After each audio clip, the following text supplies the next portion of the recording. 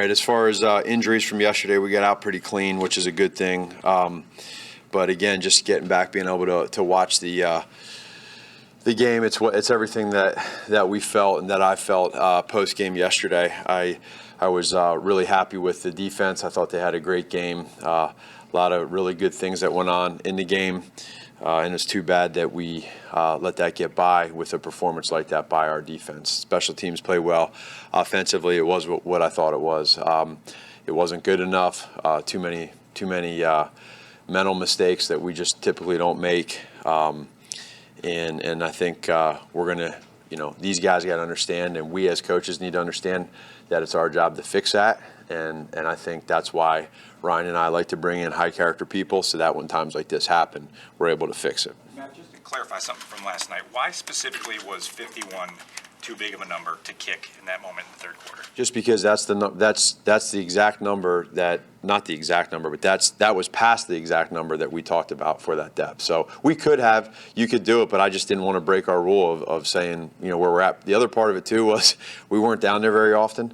So I was feeling like, we have an opportunity here to get one and to get a touchdown and put us up rather than put us down one. What's your level of concern that 51 is too big in an early September game with a strong-legged kicker? Yeah, no, well, I think that's a real legit question for sure.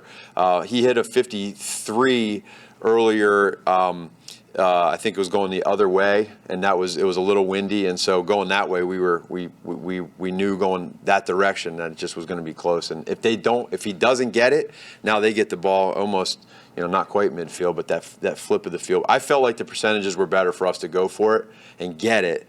And then if we didn't get it, the defense is up with them having the ball there instead. So it's just a decision I made. Right before that, you had the play down Allen Robinson down the right sideline where he got pushed out of bounds. Yeah. And then there was a delay of game. Mm-hmm.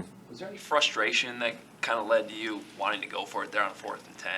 No, I can't let that happen, the frustration part. If I do that, then that's being selfish. And that's, again, hopefully one of these times it'll turn around for us and we win a game and you'll say, wow, you know what, that was a good decision that you didn't kick the field goal. I understand why the questions are being asked. I get it. But I have to stay true to that. Now, are there going to be times in a situation where that field goal makes you go up 9-7 or 10-7, it's a tie game, but to go 7-6, that to me was the point where I just felt like I felt more aggressive to go for it. Yeah, last year, the Trubisky and the starters played 40 to 50 snaps in the preseason, and you started out really well against the Packers in the first 2 possessions. This year, they didn't play any, and it was a little discombobulated. What, in your mind, invalidates that as evidence that rust was a factor last night? No, for our guys, I mean, the first play of the game, the bobbled snap with 29. If that has anything to do with him not playing preseason, then I'd be shocked. I mean, that thing, if we hold onto that ball, that might be down the sideline for 40 yards. It was blocked up like a gem, and so we didn't, and that's just how it goes. So it could have flipped what you just asked me about that for the series coming out and doing well. We didn't. So we ended up getting a penalty on that play, got 5 yards, and got to start over.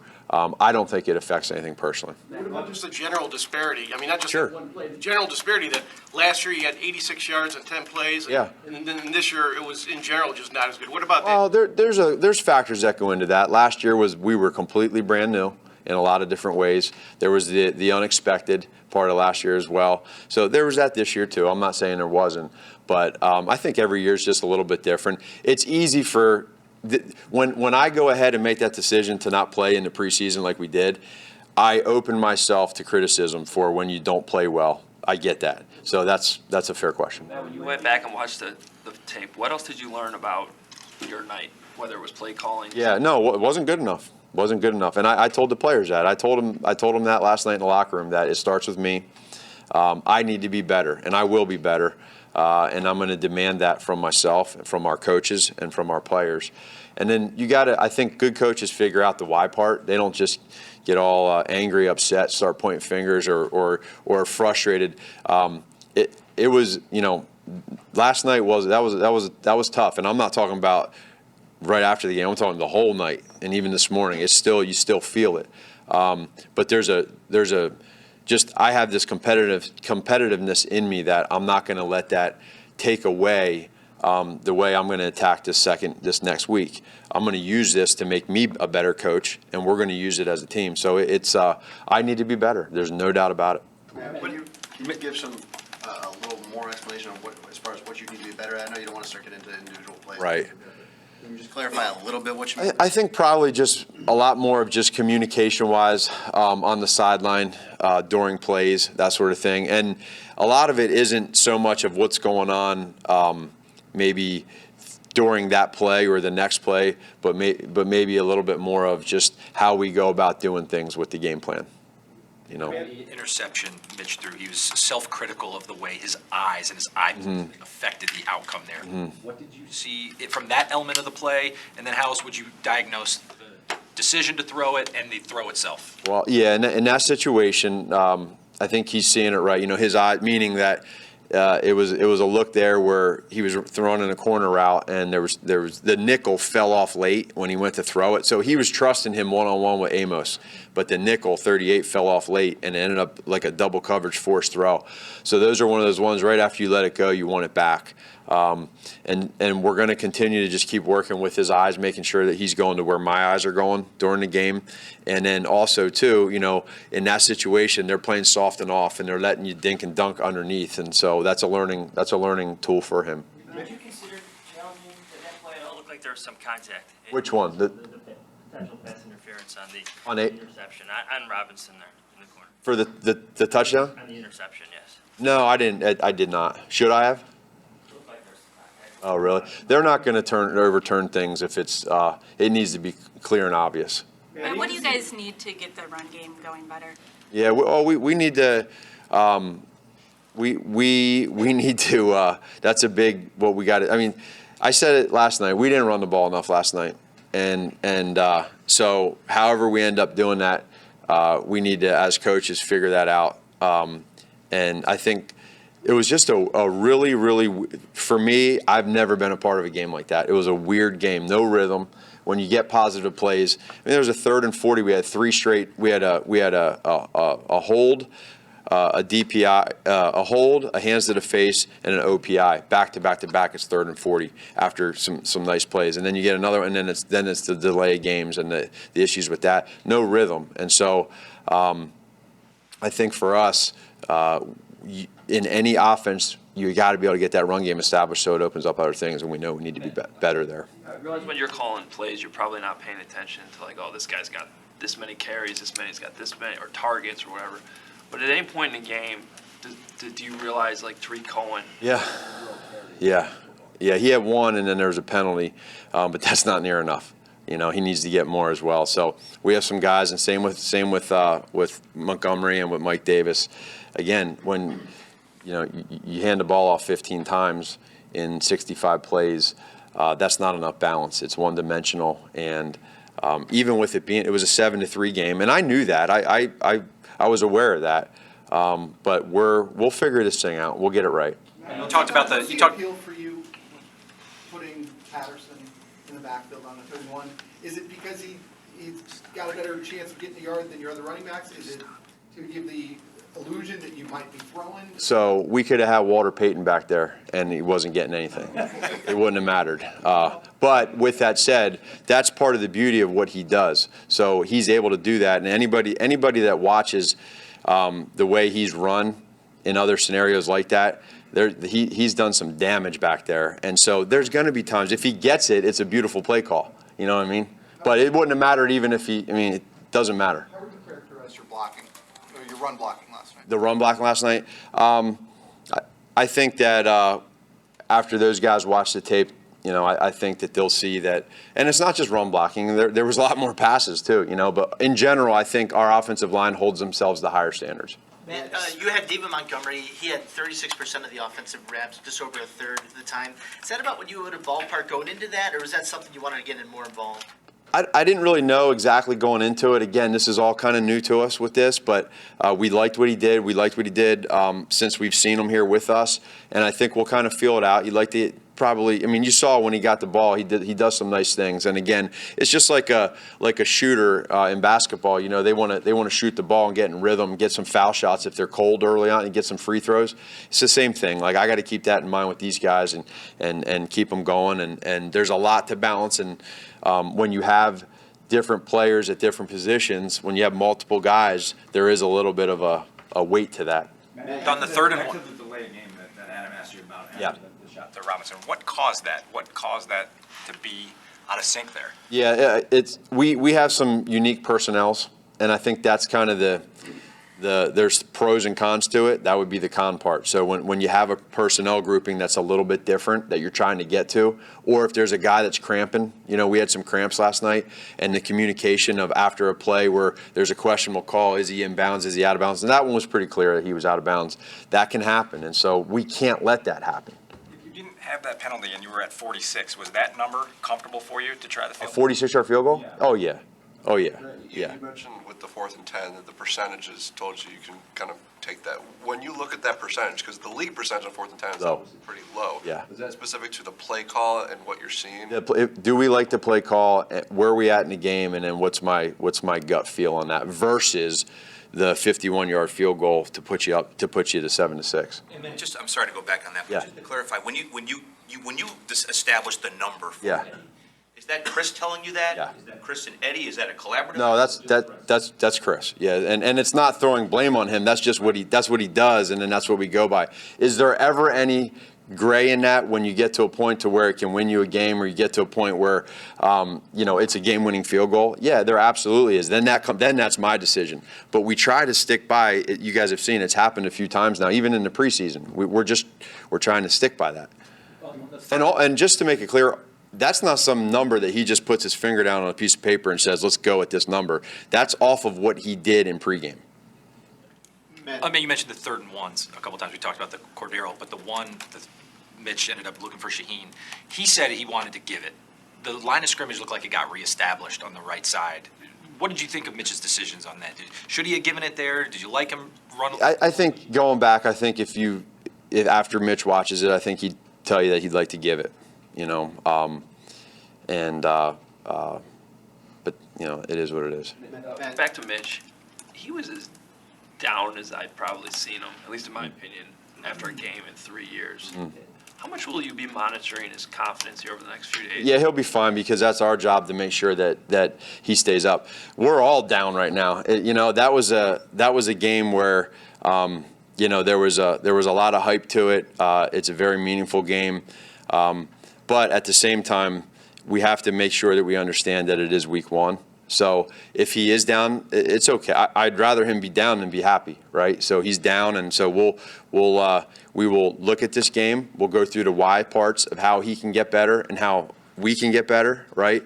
Everywhere on offense, because we need to be better on offense. And then once we do that, then we put that aside and we move on to Denver. Matt, you had so many people saying great things about you during the offseason. Yeah. Coming off of a 12-win year. Yeah. To some degree, do you look at last night as a reminder of just how tough it'll be to duplicate what happened last season? Well, yeah, that's real for our whole team, for me to understand that, and I just you have to be able to understand. For me, I got to be able to understand the passion that this city has for their sports, let alone the Bears. And we had so much fun last year. But at the same time, it's not easy. It's not easy to get right back to where you were last year. We want to be better. We know that it's going to be a different story this year. It's just every year is different, but that's a part of my role, and that's a part of accepting that, and not just knowing that it's my job to make sure that this team gets better and improves. Man, you said that The last month that you felt really good about where Mitch was going and building toward. What's your perspective on the disparity between what you had seen in August and what you got last night? Right. Yeah, I'm fine. I know that, again, this is a team sport. It's not golf. It's not wrestling. This is a team sport. It takes 11 players on that field to go out there and play well. And I think if we all go out there and we watch whatever that thing's called, the 22 thing that y'all watch, if you watch it, then we would sit down and we could go through every play and see that it is 11-man football. What did you think of his timing last night in just terms of hitting his back foot and getting the ball out? There was a couple conviction throws, but there was a couple that he could have been a little bit better. He'll be the first to tell you that. That's what we're trying to get to, that point to where those conviction throws happen all the time. It's nice when you have green grass in front of you in that pocket to throw, and he didn't always have that. And that's a part of playing ball, though, and playing quarterback in this league. Did you determine why Clinton Dix was not on the field for the Packers scoring drive? Did I determine why? Yeah. No, I didn't get into the why part, but we, in that situation, we had a position there to be able to try to make a play with the coverage that was called, and it didn't happen.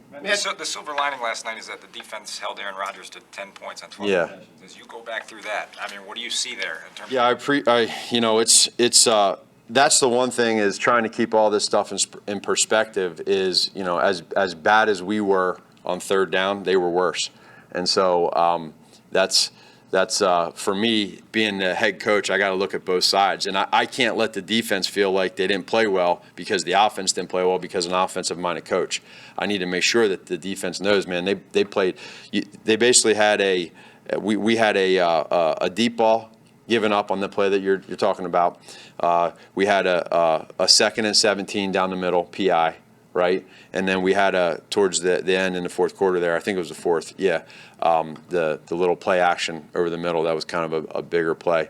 And then obviously the touchdown. But those 4 plays, other than that, I think our defense played well, and that's exciting. That's exciting. How much energy do you get seeing guys like Roquan and Leonard? These I love it. guys. I love it. I absolutely love it. I think, it's that part is getting overlooked, because the big question that y'all had coming into this was, how are these guys going to do in Coach Pagano's defense?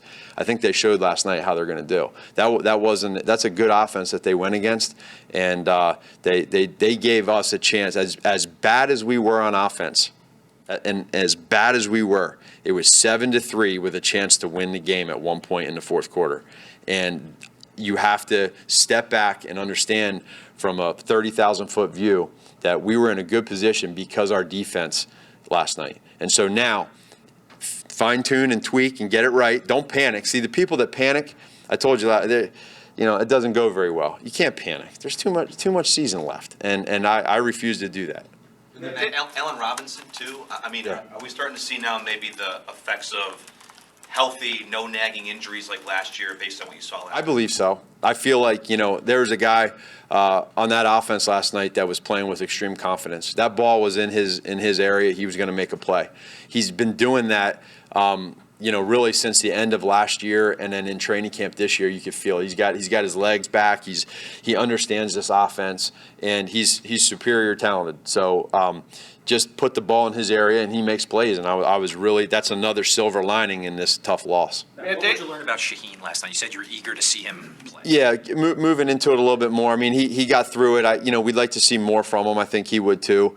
But we didn't really give him a whole lot of opportunities. I think for him, the big thing is for us trying to figure out, whether it's in the run game or whether using him as a big target in the red zone. We weren't in the red zone. So it's, we just weren't able to utilize some of our guys like we would have liked to. David Montgomery, even in a few short runs, just look like there's a lot there. Mhm. I'm curious, I know in your eyes, him and Davis are kind of equal opportunity guys, but are you any more eager or anxious to see exactly what you got there and maybe give him a little bit more work than maybe you had expected this early in the season? Yeah, you would like to do that. I think to the general fan, that would be great. The hard part is that, again, a rookie guy coming in and learning. There's a lot of intricacies to our offense with rules and assignments, not just running the ball, but in pass protection or running routes, different things. So we're kind of easing him into it. I know everybody wants instant gratification and wants the great fantasy stats right away from week one, and we want production. I love the kid. I think the kid's going to have a very bright future, but there's going to be a little bit of a weight here and balance as to we figure out what's best and how to use him along with Mike and Tariq. Allen Robinson said that you guys should have this corrected by next week for the next game. Do you feel like it's Oh yeah, a fix? no, absolutely. There's without. I mean, you can't have that. What just happened yesterday, you can't have. When you said we need to run the ball more, when you go and look back, is it a situation where you see plays where you should have called a run, or is it where you say, I understand why I didn't? I think So a few things to that question. The one would be later in the game, fourth quarter-ish, there's times where you could have probably popped the run in there somewhere. The other thing, too, you guys got to hang with me on some of these, is we have some RPOs. And so when I'm calling runs and a throw is made, you guys think a pass is called, and there's runs that are being called. So if you guys can give me that, then I'll help you guys out in other ways. Tell us the number before. Yeah, I can do that. All right, thank you.